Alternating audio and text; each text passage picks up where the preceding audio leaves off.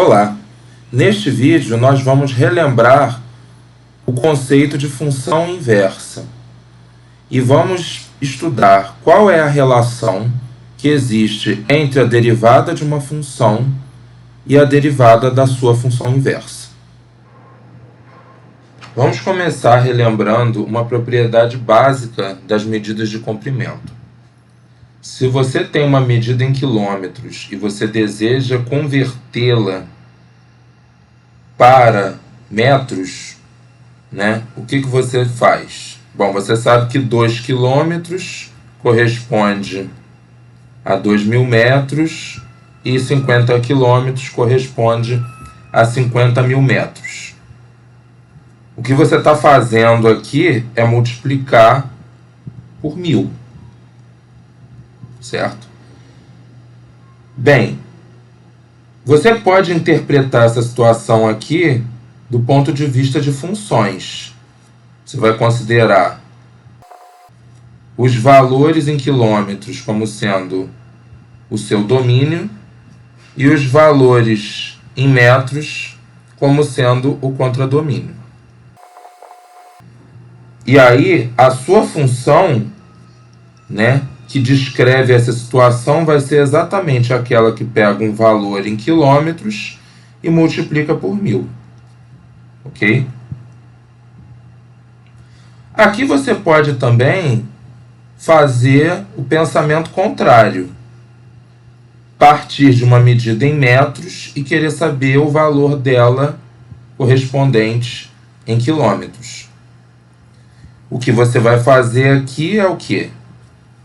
Você vai pegar o valor em metros e vai dividir por 1.000, ok? Então, 2.000 dividido por 1.000 dá 2, 50.000 dividido por 1.000 dá 50.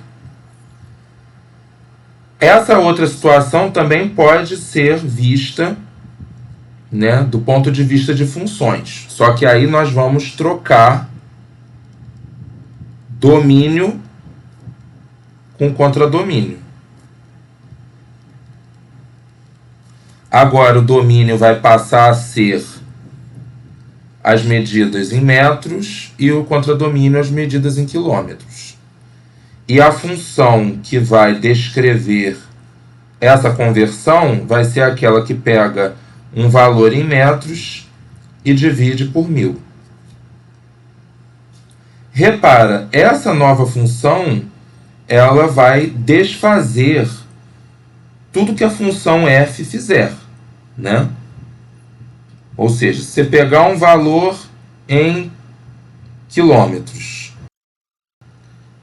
então a função f vai transformar o 2 em 2.000. A função g, ela vai pegar esse número 2.000 e vai destransformar no 2, certo?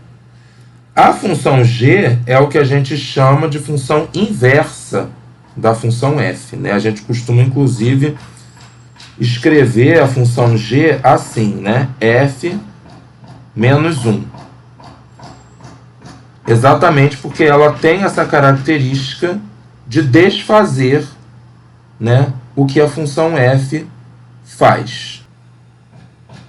Então, a função f pega um número x e transforma num número y, e a função g ela vai pegar esse número y e vai destransformar no número x.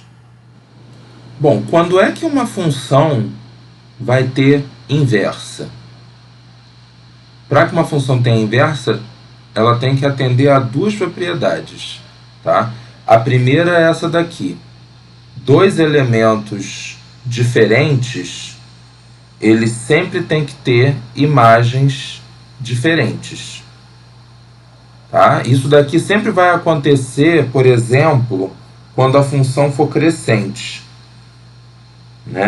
Como é o caso dessa função aqui.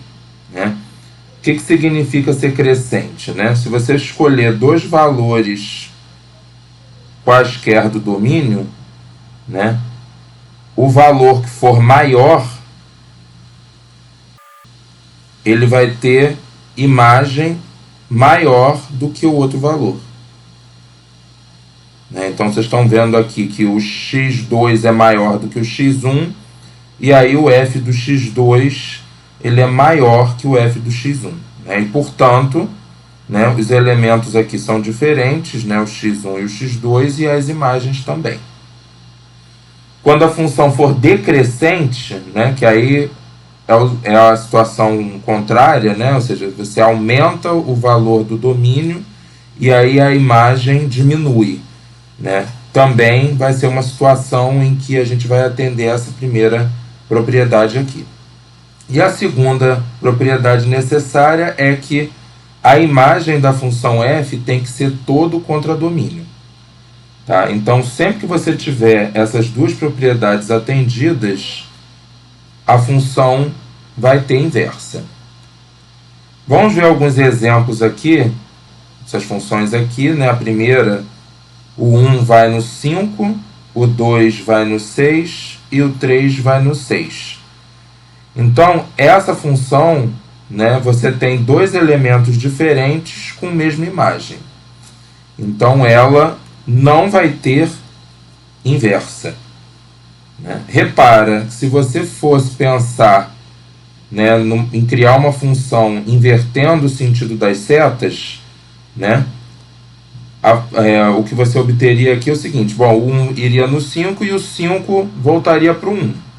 Até aí tudo bem, você estaria desfazendo o que a f faz. Né? Porém, quando você olha para o 6, né, o 6 teria duas imagens. Né? O 6 iria no 2 e no 3 ao mesmo tempo. Tá? Então, esse é um motivo pelo qual a gente exige que os elementos do domínio eles não tenham imagens iguais, para que você consiga obter a inversa de uma função. Essa segunda função aqui, né, nós temos os dois problemas aqui. Né? O 1 e o 2 eles estão indo no 5, né? Então já não tem como essa função ter inversa. Mas aqui a gente tem uma outra coisa também. Olha, a imagem dessa função é só o 5 e o 6. O 7 aqui não está na imagem da função. Né?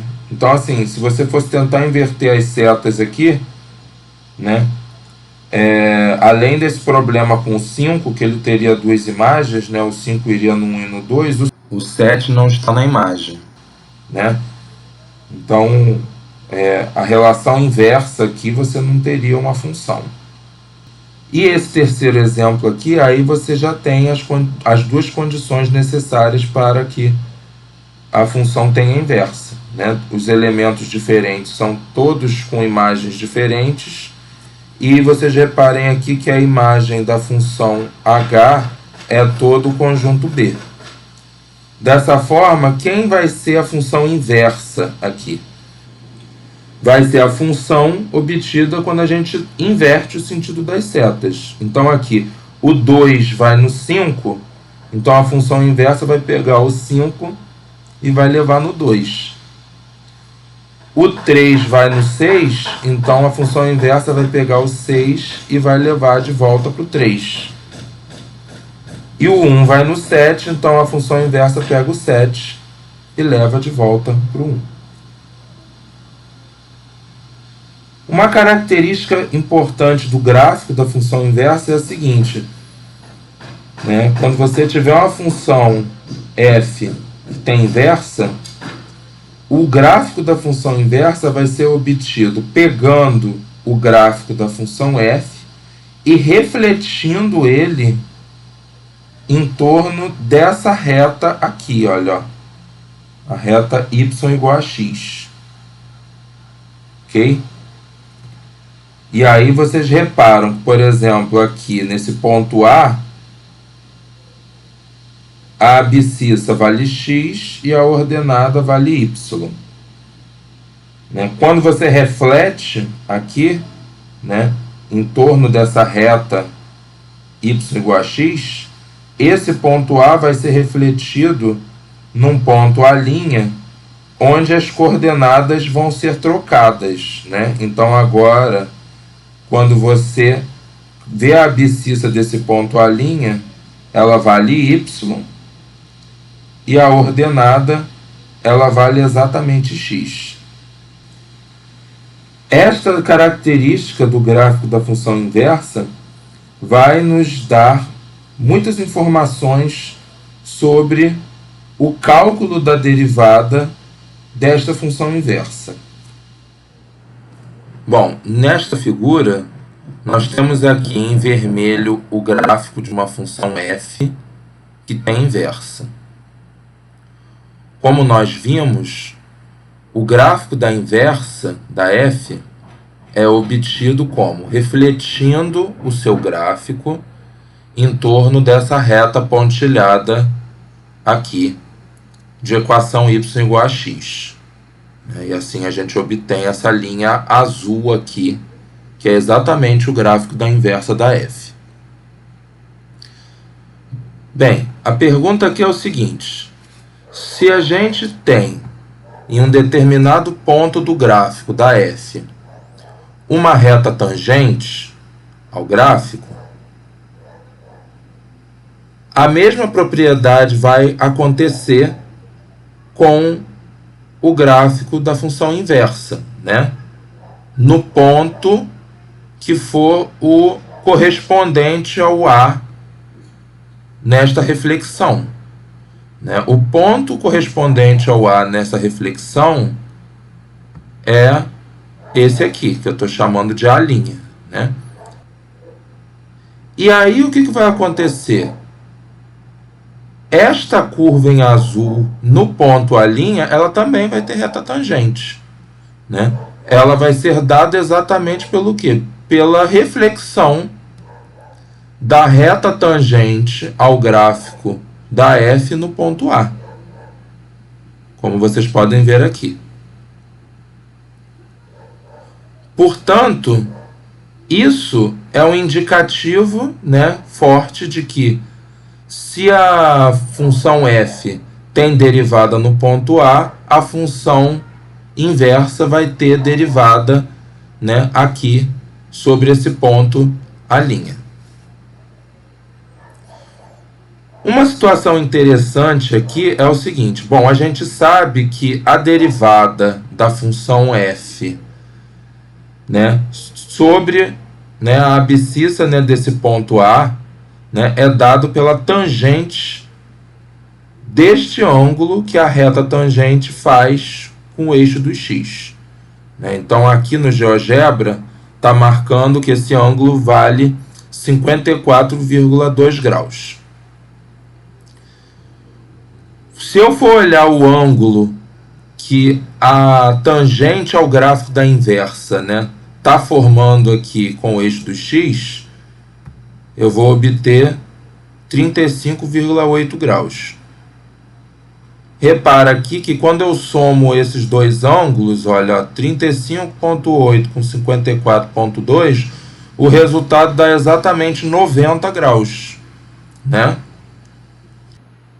E essa característica, ela se mantém quando a gente move esse ponto, repara, né? Olha lá, se você somar o valor do alfa com o valor do beta, sempre dá 90 graus, né? Então, com essa característica, a gente vai conseguir descobrir qual é o valor da derivada dessa função inversa nesse ponto A' aqui. Bom, agora vamos organizar todas essas ideias. Então, nós temos aqui o gráfico da função f, um ponto A de coordenadas x e y, e a reta tangente ao gráfico nesse ponto A, que forma esse ângulo alfa com o eixo do x. O valor da derivada da função f no ponto x, como a gente sabe, é exatamente a tangente desse ângulo alfa. Olhando para a função inversa, esse ponto A ele é refletido em torno da reta y igual a x para esse outro ponto, a linha, que por sua vez vai ter coordenadas y, né, na variável horizontal, e x na variável vertical. E a reta tangente aqui vai fazer um ângulo beta, e a derivada da função inversa nesse número y vai ser exatamente a tangente de beta. Então, isso está sinalizado aqui. E a relação de y com x é que o y é a imagem do x pela função f, né?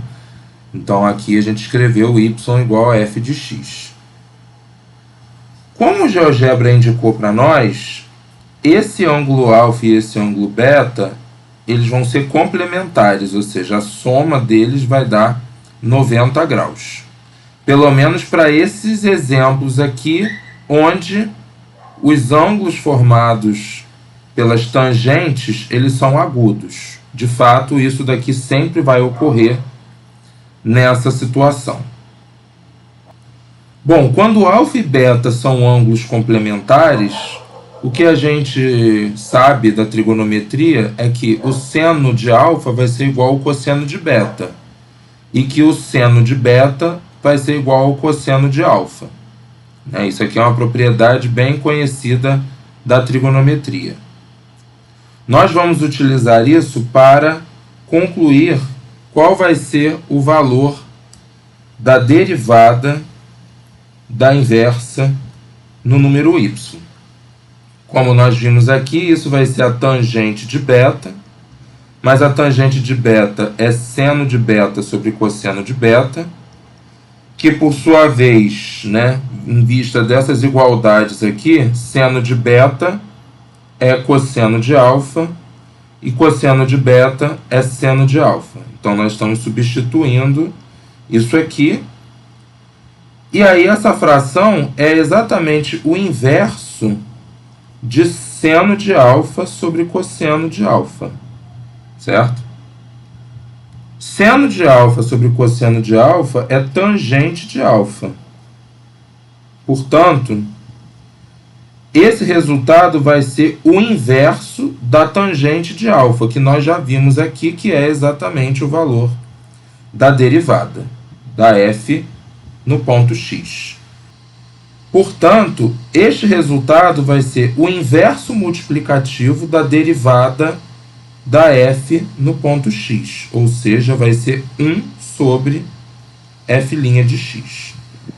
Este teorema vai exatamente resumir o resultado que nós acabamos de verificar.